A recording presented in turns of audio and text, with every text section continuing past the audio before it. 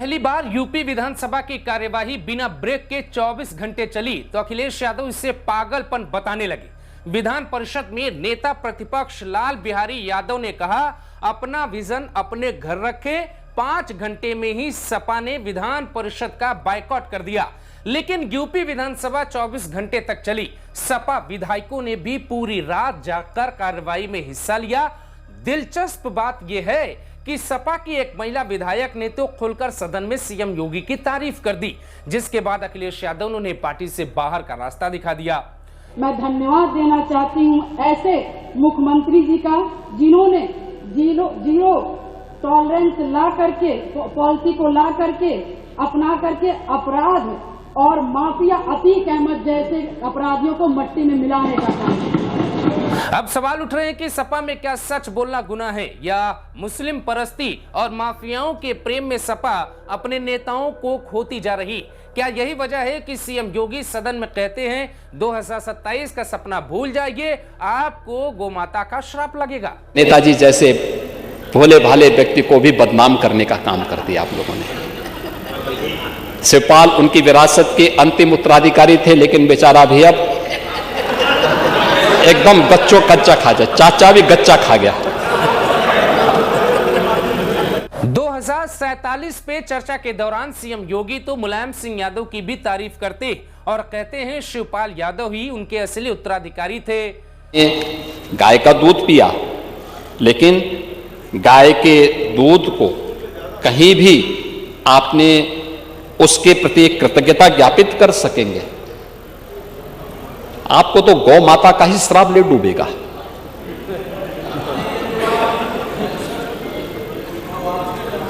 हाँ,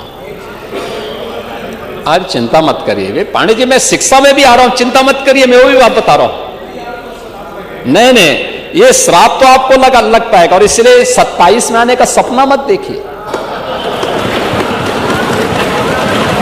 इसलिए मत देखिए क्योंकि ये सरकार अपने आध्यात्मिक विरासत और प्रतीकों का भी सम्मान करती है और अत्याधुनिक विकास पे भी ध्यान देती है।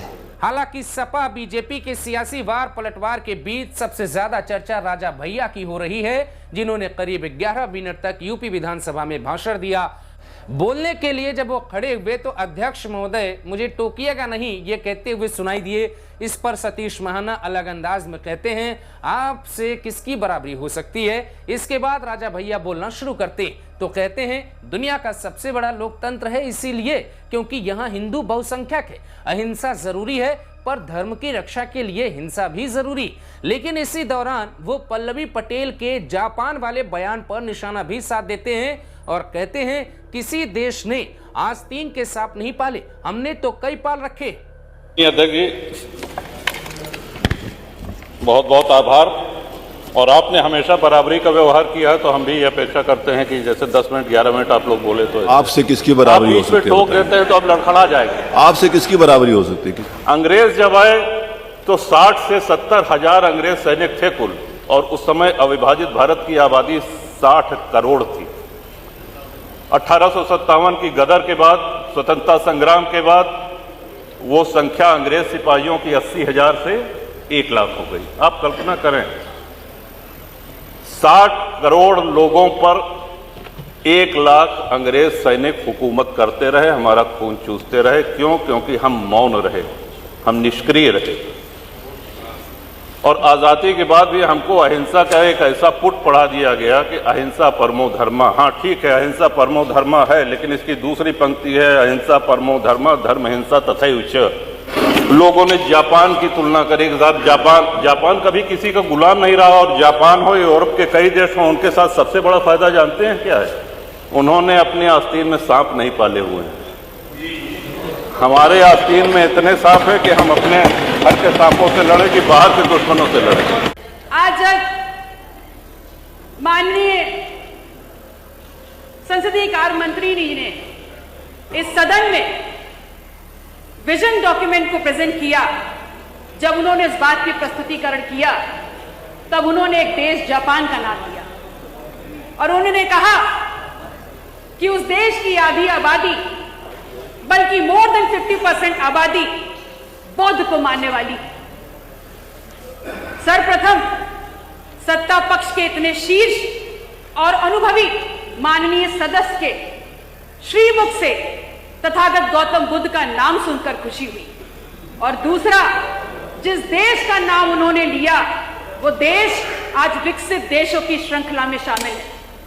वो देश है जिसने तथागत गौतम बुद्ध के सिर्फ देशनाओं को सुना भर उसका अनुपालन किया है, वो विकसित देश बन गया है। और हम वो देश हैं जिसकी धरती पर, जिसके कण कण में तथागत गौतम बुद्ध व्याप्त हैं। वो देश आज गाय गोमूत्र के नाम पर विकास की बातें कर रहा है।